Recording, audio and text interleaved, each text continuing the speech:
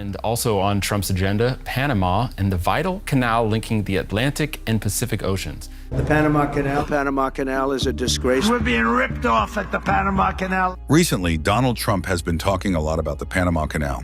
However, in his inauguration speech, which was meant to set the tone for his presidency, he made some surprising remarks.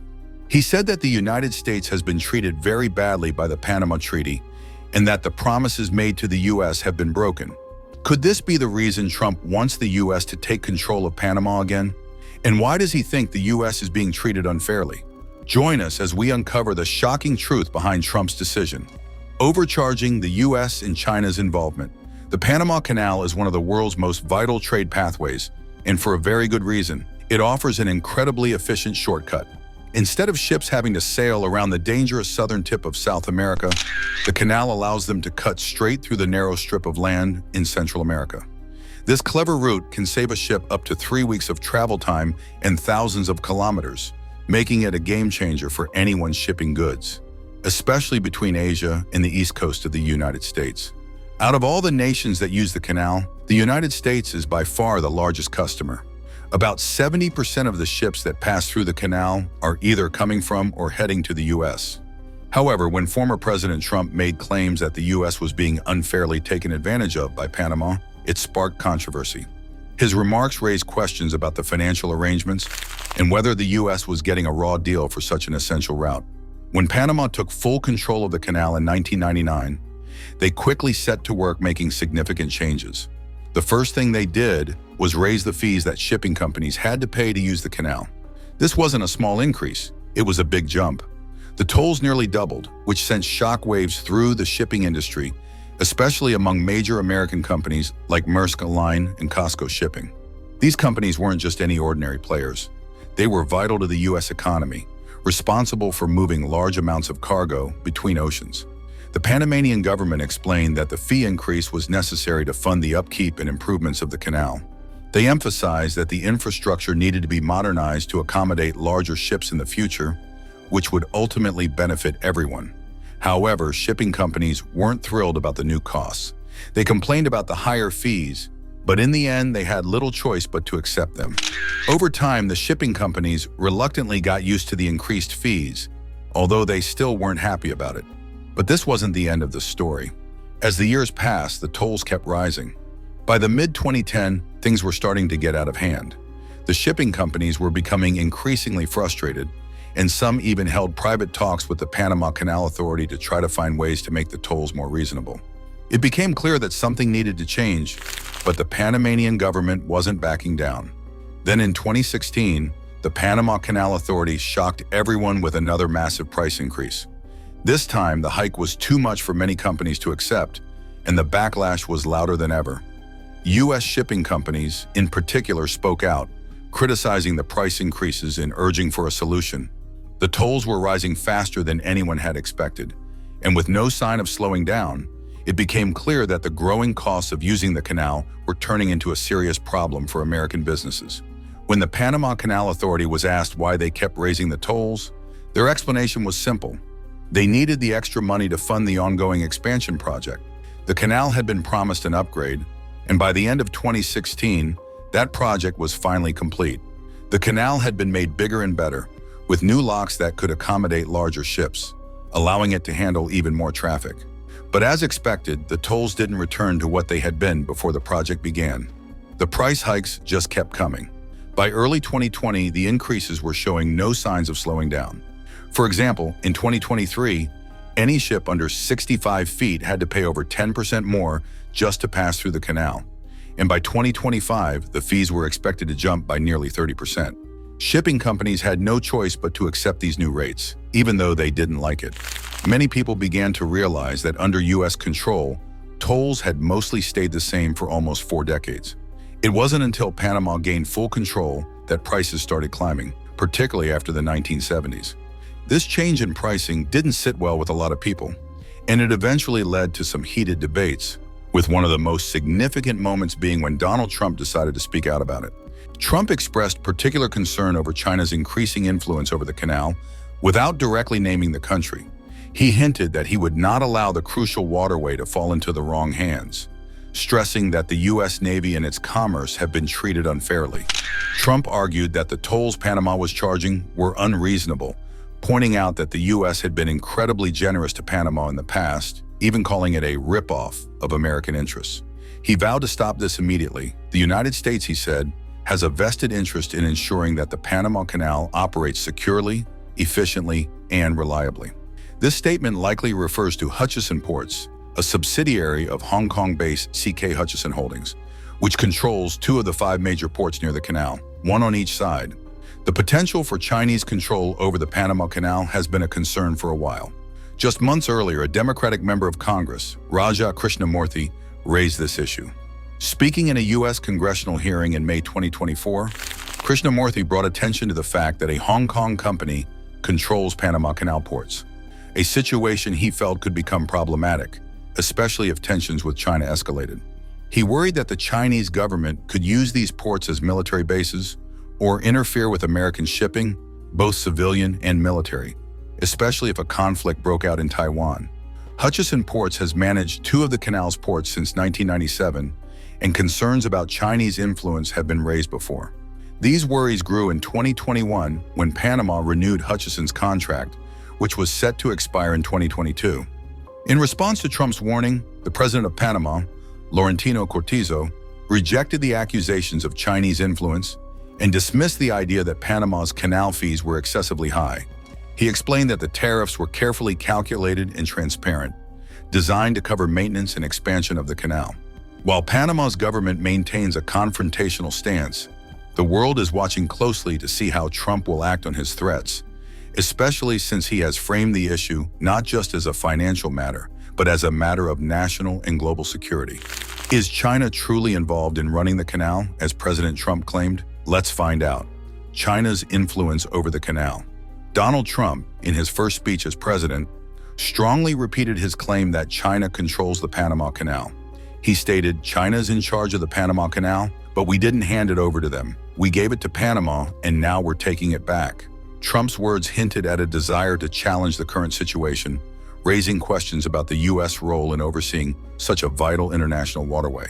His statement suggested that the arrangement was not what was originally intended, and he hinted at the possibility of reclaiming control, adding a layer of tension to the relationship between the U.S., Panama, and China. There are ports at both ends of the Panama Canal that are operated by a company based in Hong Kong. This is likely what President Trump was referring to when he said China is based at both ends of the Panama Canal. In total, 5 ports are located near the canal, with some owned by foreign companies, including those from the United States.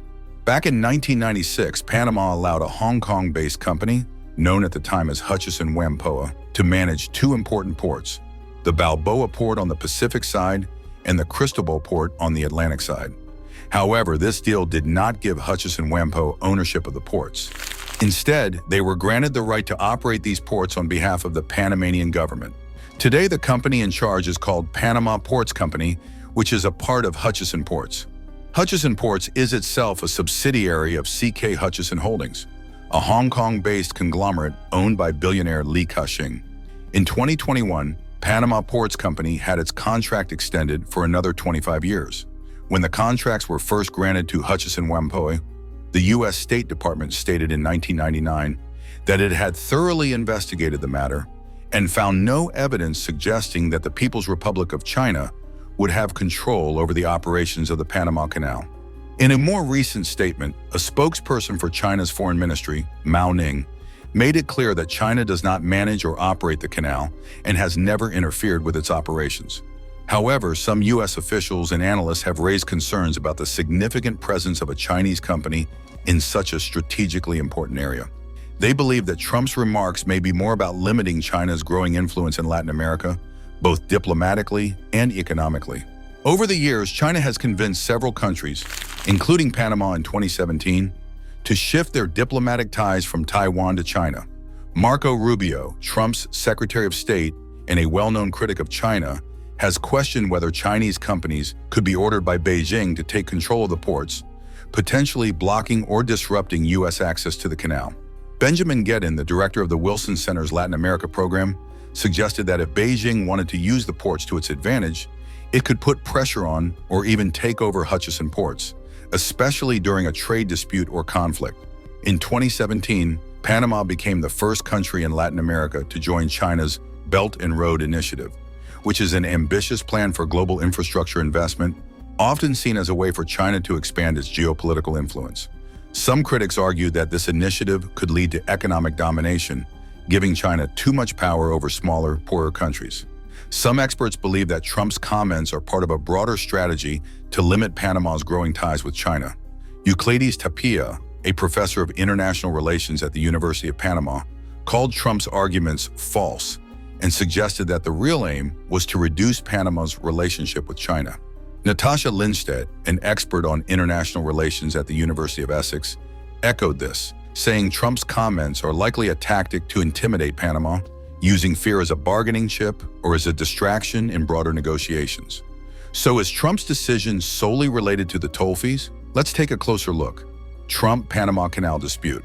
When Donald Trump spoke about Panama, he didn't hold back. He criticized the Panamanian government for charging shipping companies too much to use the canal, even going as far as threatening to take control of the waterway if they didn't stop. He also hinted that Panama might be favoring China, suggesting that the Chinese government could be influencing Panama's decisions about the canal. It wasn't just about the toll fees anymore. It seemed like Trump was hinting at a much larger issue. The Panamanian government wasn't happy about Trump's comments. President José Raúl Mulino immediately defended Panama's control over the canal, making it clear that Panama had full sovereignty and that no outside forces, especially not China, were involved.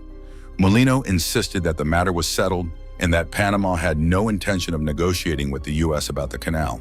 Panama wasn't about to give up its control over such a vital resource or let anyone push it around. Mulino didn't stop there. He also addressed Trump's concerns about the rising toll fees. He explained that the price hikes weren't random. They were carefully planned by experts who took into account the canal's operational costs, maintenance needs, and market conditions. The toll increases were necessary to keep the canal running efficiently and ensure that it remained a valuable asset for both Panama and the shipping companies. It wasn't a surprise that Trump would comment on the Panama Canal drama. As President of the United States, it's his job to look into situations like this and make sure everything is working as smoothly and efficiently as possible. After thoroughly examining the situation from both sides, Trump didn't hold back. According to him, things at the Panama Canal had been a mess in recent years. Compared to how it was in the 1960s, the canal has been facing serious environmental challenges, such as water shortages and droughts. These problems have made it more difficult for large ships to pass through, and the situation worsened in 2019 when the dry season lasted much longer than expected, with almost no rainfall. With the climate becoming more unpredictable, the Panama Canal Authority had to find new ways to keep the canal running. But these changes slowed everything down, making the canal more difficult and expensive to maintain. The longer ships took to get through, the more pressure it put on the locks, which were already beginning to wear out faster. But the weather wasn't the only problem. The pandemic in 2020 caused major disruptions too. With countries closing borders and factories shutting down, goods were stuck, and there was a huge drop in revenue for the canal. Even now, the canal is still feeling the impact of that slowdown. To make up for the lost income, tolls have been raised, and it seems like they'll keep going up in the future. There's another issue too. The canal's infrastructure is aging. More than half of it is over 100 years old. While there have been some upgrades and expansions since 2016, these are just temporary fixes for bigger problems. The canal is still operating on infrastructure that wasn't designed to handle modern traffic, and things are only getting worse. To properly update the canal, it would need significant upgrades, but that would cost a lot of money. If Panama decides to fund these improvements by raising tolls even more, shipping companies may start to pull out. Major companies, including American ones like Maersk Line and Costco Shipping, have already voiced their complaints about the price hikes. Trump worries that if tolls keep increasing, fewer companies will be willing to pay. Even if the money was available to fix the canal, the process would take years, just like it did when the canal was originally built. Back then, it took about a decade to complete, and even with today's technology, it would still take a long time to modernize. But how are Panamanians reacting to President Trump's speech? Let's dive in and explore further. Panamanians' response to Trump claims. The president of Panama, Jose Raul Mulino, has firmly denied any foreign control over the country's ports, emphasizing that Panama runs its ports based on a principle of neutrality. The canal is and will always belong to Panama, Mulino declared. The government of Panama City has also raised concerns with the United Nations about threats made by former President Donald Trump. Despite these tensions, on Wednesday, Panamanian officials initiated a thorough investigation into the Panama Ports Company. The audit was described as exhaustive and was intended to ensure that public resources were being used properly and transparently. According to the port authorities, the purpose of the audit was to check whether the company was fulfilling its obligations under its concession agreement, including providing accurate financial reports, making proper payments, and contributing appropriately to the government. In response, Hutchison Ports PPC, the company managing the port, issued a statement assuring that it has always maintained and will continue to maintain a transparent and cooperative relationship with Panama's authorities. We remain fully committed to following all laws and regulations and upholding our contractual responsibilities, the company said. It also pointed out that the Panamanian comptroller had audited the company twice in the past and found it to be fully compliant both times. An update to this article, published on January 23, 2025, clarified the ownership of the Panama Canal. Earlier versions mistakenly stated that Panama Ports Company operated the canal, but in fact, the Panama Canal has been owned and managed by the Panama Canal Authority, a government agency, for the past 25 years. Panamanian groups are standing firm in their determination to resist the threats made by U.S. President Donald Trump against Panama's independence. On January 20th, during a large protest in Panama City, where unions and social groups gathered to defend the public pension system, they also planned to speak out against Trump's aggressive stance on Panama's sovereignty. As Trump's inauguration approached, one of the largest trade unions in Panama, the Single National Union of Workers in the Construction and Similar Industries, Suntrax, became outspoken in their opposition to Trump's threats. Saul Mendez, a leader of Suntrax, told Telesur, Trump's words attempt to erase the sacrifices made by patriots who fought for this country's freedom. But today, more than ever, the Panamanian people's commitment to defending our sovereignty is unwavering. Mendez also argued that Trump's expansionist rhetoric was a response to the rise of new global powers like China and Russia, as well as the growing influence of multilateral organizations like the BRICS. He added, Trump has no claim to the Panama Canal, it is Panamanian. The sovereignty over it is firmly held by the Republic of Panama, determined by the will of the Panamanian people. These threats from Trump are not only unacceptable, they are outrageous. We must be firm and clear about this. It is a position that we, the people, have upheld for years, and we demand that our current government, under President Jose Raul Mulino, address this matter boldly and stop making statements like suggesting the U.S. border lies in the Darien region, a part of Panama that sees migrants heading northward.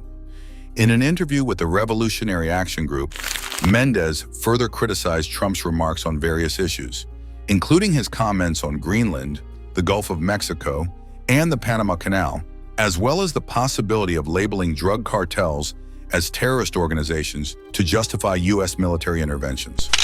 Mendez described these statements as part of imperial madness, driven by the United States' current vulnerabilities. He called for unity among the peoples of Latin America and urged governments in the region to stand in solidarity with Panama and other nations that might face similar threats. What are your thoughts on the shocking revelation behind Trump's decision to take back the Panama Canal? Share your thoughts with us in the comments section. Don't forget to like and subscribe.